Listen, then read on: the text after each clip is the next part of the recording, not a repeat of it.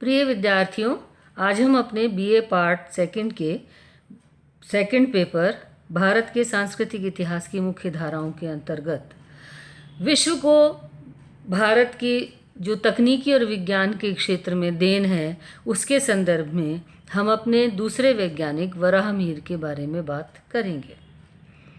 हमने अपने पिछले लेक्चर में आर्यभट्ट, जो कि महानतम गणितज्ञ थे, जिनके द्वारा गणित, अंकगणित, बीजगणित, ज्यामिति आदि के बारे में कई शोध उनके द्वारा प्रस्तुत किए गए और विश्व को बहुत सारी देन दी गई। उसके बाद आज हम बात करेंगे वराहमिहिर के बारे में। आर्यभट्ट के बाद भारतीय ज्योतिष शास्त्र में वराहमिहिर का नाम अत्यंत उल्लेखनीय है। हम ऐसा कह सकते हैं कि यदि गणित ज्योतिष के प्रवर्तक आर्यभट्ट थे, यानी जो ज्योतिष में जो ग्रहों नक्षत्रों की चाल की गणना करने के लिए जो अंक गणित का प्रयोग किया जाता था, वो आर्यभट्ट के द्वारा गणित ज्योतिष शुरू की गई, तो वराहमिहिर के द्वारा फलित ज्योतिष को प्रारंभ किया गया। यानी कि जो फलित ज्योतिष है उसके प्रणेता वराहमिहिर हैं। उन्होंने यूनानी और भारतीय ज्योतिष का समन्वय करके रोमक तथा पॉलिश नाम के नए सिद्धांतों का प्रतिपादन किया, जिसकी वजह से भारतीय ज्योतिष का अत्यंत महत्व बढ़ गया। वराहमिहिर ईसा की 5वीं-6वीं शताब्दी के महान गणितज्ञ और खगोल शास्त्री थे। वराहमिहिर का जन्म 499 के आसपास, हालांकि उनके जन्म के बारे में, जन्म के समय के बारे में प्रश्न थोड़े से विवादित हैं। उन्होंने अपने ग्रंथ बृहद जातक के उपसंहार में अपना परिचय दिया है, जिसके अनुसार वे अवंती के रहने वाले हैं। उनके पिता का नाम आदित्य दास है और उनका जन्म 490 ईस्वी के आसपास हुआ है।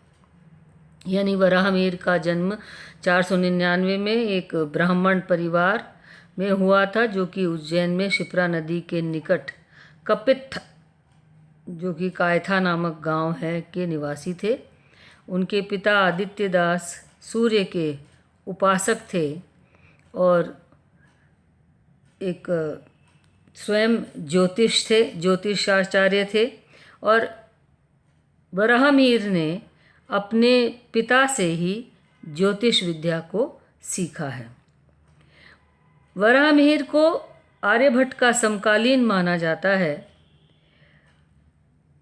वराहमिहिर की पुस्तक आर्यभट्टियम और वराहमिहिर की पंच सिद्धांतिका आसपास के ग्रंथ माने जाते हैं। वराहमिहिर जिस तरह से कालिदास अपने एक श्लोक के माध्यम से विक्रमादित्य के दरबार में रत्न बने थे, उसी तरीके से ज्योतिष संबंधी श्लोक सुना करके वराहमिहिर भी राजा विक्रमादित्य के नवरत्नों में से एक थे। प्रारंभ में वराहमिहिर ने अपने पिता से ज्योतिष ज्ञान को प्राप्त किया और धीरे धीरे उन्होंने ज्योतिष ज्ञान के भंडार को विकसित किया और राज्य के ज्योतिष में एक प्रख्यात ज्योतिषाचार्य के रूप में जाने जाने लगे। ऐसा माना जाता है कि वराहमिहिर को महान खगोल शास्त्री और गणितज्ञ आर्यभट्ट ने ही ज्योतिष की ओर प्रेरित किया। उन्हीं की प्रेरणा से उन्होंने ज्योतिष विद्या और खगोल ज्ञान को अपने जीवन का ध्येय बनाया। उस समय उज्जैन विद्या का एक केंद्र था। गुप्त शासनकाल के अंतर्गत वहाँ पर कला, विज्ञान और संस्कृति का अत्यंत विकास हो रहा था और वराहमिहिर इसी नगर में आकर रहने लगे और उनके द्वारा जो ज्योतिष ज्ञान था, उस ज्योतिष ज्ञान की जब महिमा विक्रमादित्य चंद्रगुप्त द्वितीय के पास पहुंची तो उन्होंने उन्हें अपने दरबार के नवरत्नों में शामिल किया। वराह मिहिर ने सुदूर देशों की भी यात्रा की, यहाँ तक कि ये माना जाता है कि वे यूनान भी गए। वराह मिहिर ने की जो कृतियाँ हैं, उन कृतियों की सूची में पंच सिद्धांतिका, वृहत जातकम, लघु जातक, वृहत संहिता, टिकनिक यात्रा, वृहद यात्रा या महायात्रा, योग यात्रा या स्वल्प यात्रा, वृहद विवाह पटल, लघु विवाह पटल, कुतूहल मंजरी, देवज्ञ वल्लभ और लग्न वाराही। किंतु हमें उनके जो ग्रंथ हैं उनमें से 5 ग्रंथ उल्लेखनीय हैं। सिद्धांत ज्योतिष या गणित ज्योतिष पर उनकी पंच सिद्धांतिका है। संहिता के क्षेत्र पर वृहत संहिता है। धोरा या फलित ज्योतिष के क्षेत्र में वृहद जातक, वृहद विवाह पटल यात्रा तथा वृहद यात्रा। इनकी जो 2 प्रथम रचनाएं हैं यानी कि पंच सिद्धांतिका और वृहत संहिता, वे अत्यंत प्रसिद्ध हैं। सबसे पहले हम बात करते हैं उनके पंच सिद्धांतिका के सिद्धांत की।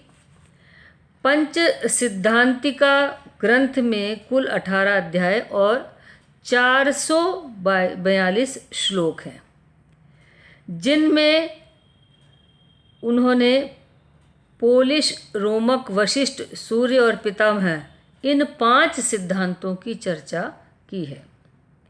पोलिश सिद्धांत सबसे स्पष्ट होने के कारण सबसे बाद का माना जाता है। रोमक लगभग उसी के समकक्ष है। सबसे प्राचीन पितामह सिद्धांत को माना जाता है और इसी के समकक्ष वशिष्ठ सिद्धांत को माना जाता है। सूर्य सिद्धांत सर्वाधिक महत्वपूर्ण है। वराह मिहिर सूर्य सिद्धांत को पहला स्थान देते हैं, फिर रोमक और पोलिश को रखते हैं और क्रमशः पितामह और वशिष्ठ का महत्व कम था। वराह मिहिर की जो पंच सिद्धांतिका है वह एक ऐसा ग्रंथ है जो गुप्त काल के पूर्व ज्योतिष के 5 सिद्धांत धाराओं की समीक्षा करता है। इस ग्रंथ में सभी 5 सिद्धांतों का त्रुटिहीन विवरण नहीं है, इसीलिए इसे करण ग्रंथ भी कहा जाता है। करण ग्रंथ के द्वारा ज्योतिष गणनाएं मोटे मोटे तौर पर की जाती है, चाहे वे पूर्णतः शुद्ध ना हो, परंतु सिद्धांत ग्रंथों में नियमों के अनुसार यथासंभव शुद्ध गणना की जाती है।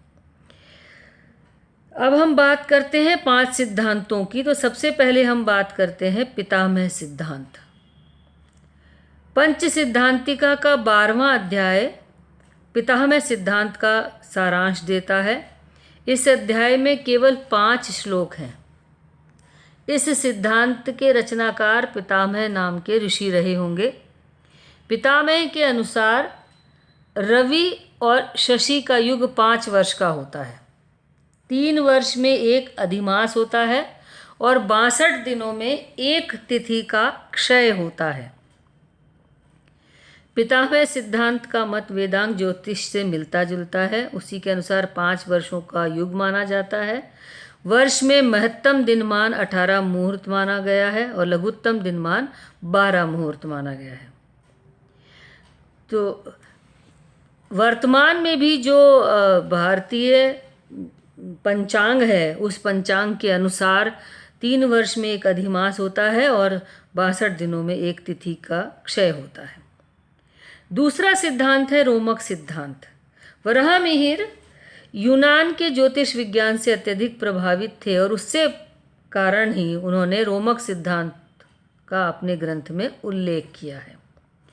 रोमक सिद्धांत के अंतर्गत सूर्य और चंद्रमा का युग 2850 वर्ष का होता है। इस सिद्धांत में एक युग में 1050 अधिमास बताए गए हैं। घटने वाली तिथियों की संख्या 16,547 बताई गई है। इस सिद्धांत का प्रतिपादन यूनानी ज्योतिषी मेटन ने किया था। रोमक सिद्धांत के अंतर्गत यदि गणना की जाए तो वर्ष में 365 दिन 5 घंटे और 55 मिनट और 12 सेकंड आ जाते हैं। परंतु इस रोमक सिद्धांत के अंतर्गत वराह मिहिर ने कुछ ऐसे तत्वों का उल्लेख किया जो यूनानी ज्योतिष से मेल नहीं खाते हैं। इसका स्पष्ट तात्पर्य यह है कि वराहमिहिर ने यूनानी ज्योतिष का अंधा अनुकरण नहीं किया। वराहमिहिर के पूर्व भारत और यूनान के बीच आवागमन विशेष था, इसलिए यूनानी ज्योतिष विज्ञान का आगमन हुआ था और उसके मेल से ही इस रोमक सिद्धांत को स्थापित किया गया। तीसरा सिद्धांत है पोलिश सिद्धांत। इसमें 16 श्लोक हैं और पंच सिद्धांतिका की तीसरी आर्या से मालूम होता है कि लाटदेव ने पोलिश सिद्धांत की रचना की थी। पोलिश सिद्धांत का उल्लेख अन्य ग्रंथों में हुआ है। भट्टोत्पल ने बृहत संहिता की टीका के प्रसंगवश लगभग 25 श्लोक पोलिश सिद्धांत के नाम से उल्लेखित किए हैं। ब्रह्मगुप्त ने बृहस्फुट सिद्धांत पर पृथुदक स्वामी की टीका में इसका उल्लेख किया है। इसका तात्पर्य यह है कि यह जो सिद्धांत है वह उस युग का यानी गुप्त काल का एक लोकप्रिय सिद्धांत था। इस सिद्धांत में ग्रहणों की गणना के नियम दिए गए हैं, परंतु वे बहुत स्थूल हैं। गणना की सुविधा के लिए सन्निकट मानों से काम चलाया जाता है। पोलिश सिद्धांत में वर्ष 365 दिन 6 घंटा 12 मिनट माना गया है और उज्जैन व काशी से यवनपुर को देशांतर भी बताया गया है।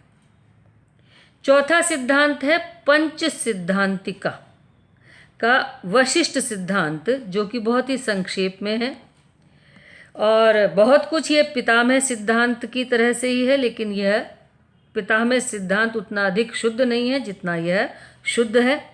वराहमिहिर ने स्वयं इस सिद्धांत और पितामह सिद्धांत को निम्नतम श्रेणी का माना है।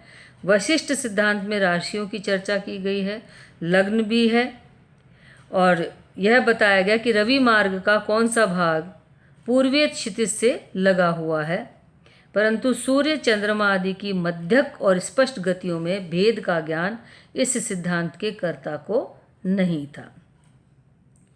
पंच सिद्धांतिका का सबसे ज़्यादा प्रसिद्ध जो सिद्धांत है वह है सूर्य सिद्धांत।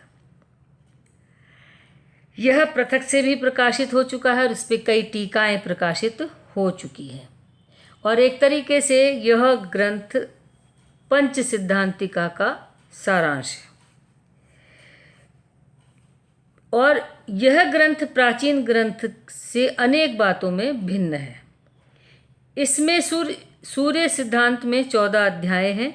पहले अध्याय में इस ग्रंथ के रहस्य को बतलाने वाले स्वयं सूर्य भगवान के बारे में बात की गई है और उन्हीं के उपदेशों को सुनकर भय नामक असुर ने इसका निर्माण किया, इसलिए मूल रचयिता का पता नहीं चलता। इसमें ग्रहों की मध्य गतियों का वर्णन है। सूर्य चंद्रमा तथा बुध आदि ग्रह समान कोणीय वेग से नहीं चलते, परंतु गणना की सुविधा के लिए यह मान लिया जाता है कि वे एक समान वेग से चलते हैं।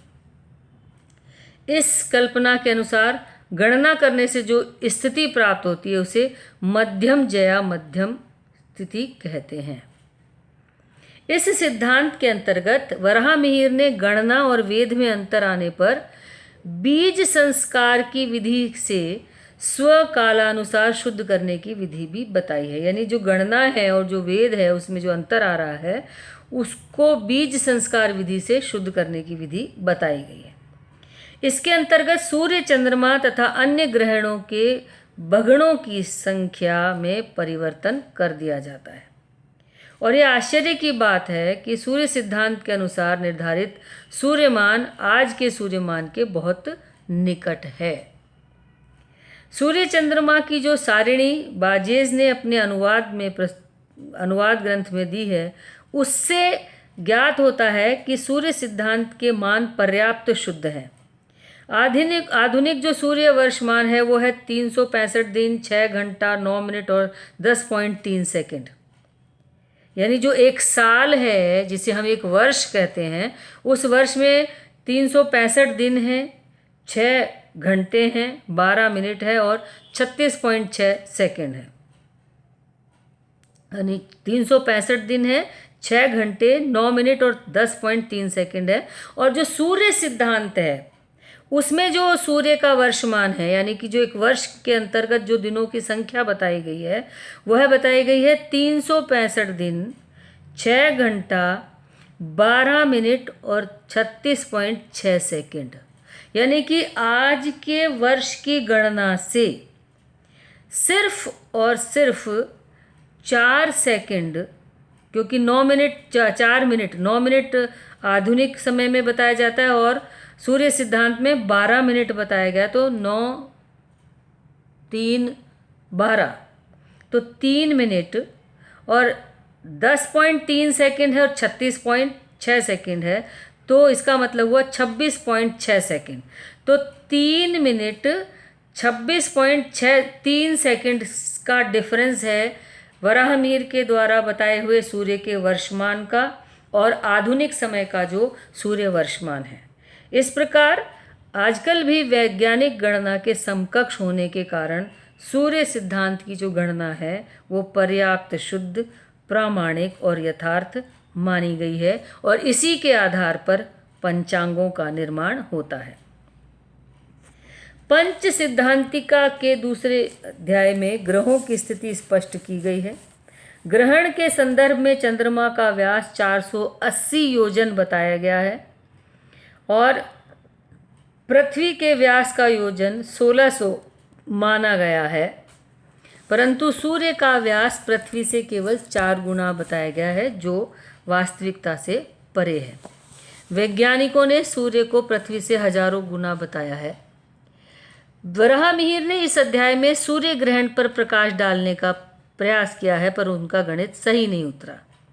इसी ग्रंथ के एक अन्य अध्याय में अयन यानी कि गति, संक्रांति, उत्तरायण, दक्षिणायन, चंद्र तथा सावन वर्ष के समयों का भी विवेचन किया गया है और उसमें कहा गया है कि सावन दिन सूर्य के उदय से लेकर दूसरे उदय तक रहता है। और एक अन्य अध्याय में वराहमिहिर ने ज्योतिष में सहयोग प्रदान करने वाले यंत्रों का भी उल्लेख किया है। वराहमिहिर ने ज्योतिष शास्त्र की तीन शाखाओं में विभाजित किया: तंत्र यानी गणित और ज्योतिष, होरा यानी जन्मपत्री और संहिता यानी कि फलित ज्योतिष। वराहमिहिर का जो दूसरा महत्वपूर्ण ग्रंथ वो है बृहद जातक, जिसमें उन्होंने यात्रा, विवाह के मुहूर्त और जन्म कुंडली के बारे में वर्णन किया है।